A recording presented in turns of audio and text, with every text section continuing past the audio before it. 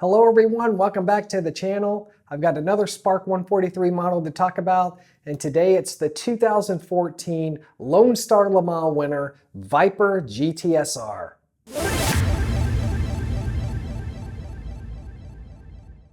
In 2014, Team SRT Viper had something special in store for the Viper community and IMSA fans alike. The return to Watkins Glen was the perfect venue to unveil the surprising new livery for the team. The cars were newly painted in the iconic heritage red with white striped livery for the season going forward. Ralph Gilles said it was in part a celebration for the 100th anniversary of Dodge, but also some good luck for the team, as this livery has had the most race wins for the brand. Lastly, it was a long-time request from the Viper community.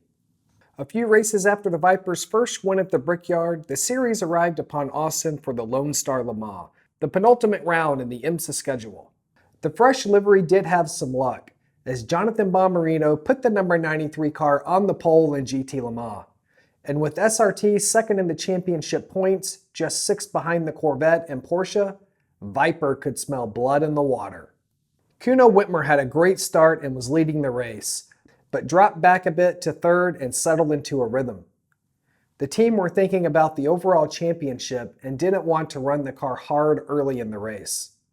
As the race went on, dark clouds were forming above and rain looked imminent. A caution came out due to a collision, and cars rushed in to pit under yellow. The chaos in getting out of the pit stalls was dicey. The Viper barely beat the BMW, and Corvette almost collided with the sister BMW. The battle was fierce in the GT Le Mans class as the Porsche was charging hard to get back in the lead.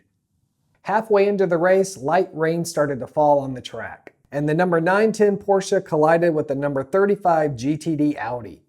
The Audi was letting the lead Viper by, and the Porsche tried to follow, but couldn't make the pass.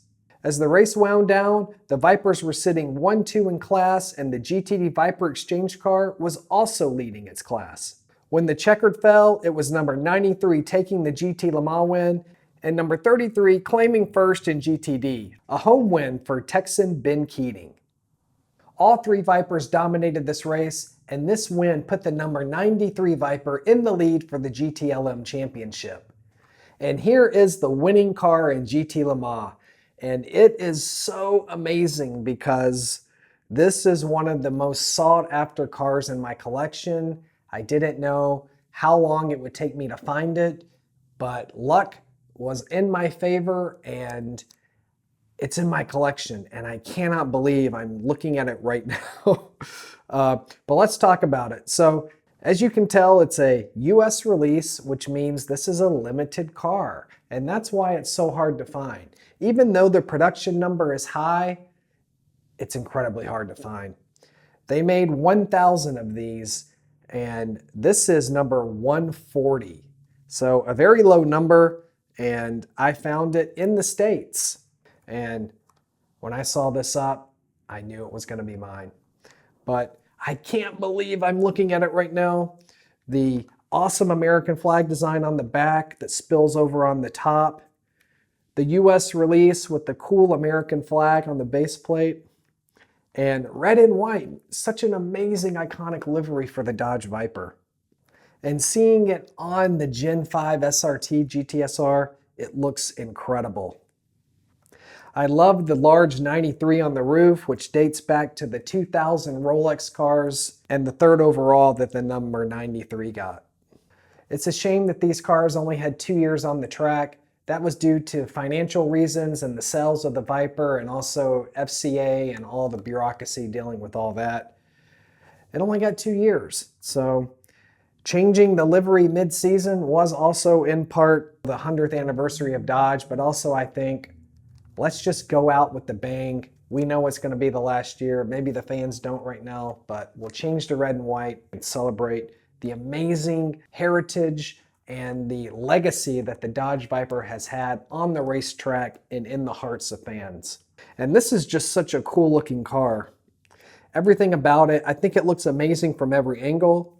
If you know me, the Dodge Viper is my favorite car in the world, so having this red and white SRT Viper just solidifies the collection, and it's probably the best one in my collection.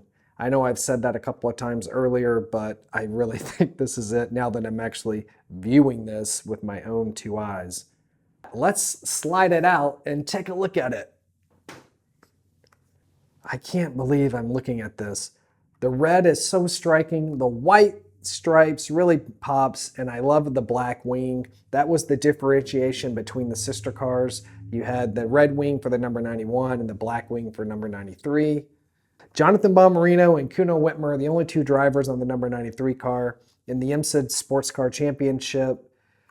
Those races are sprint races, only 2 hours 45 minutes with just a few endurance races, so two drivers for the majority of the season.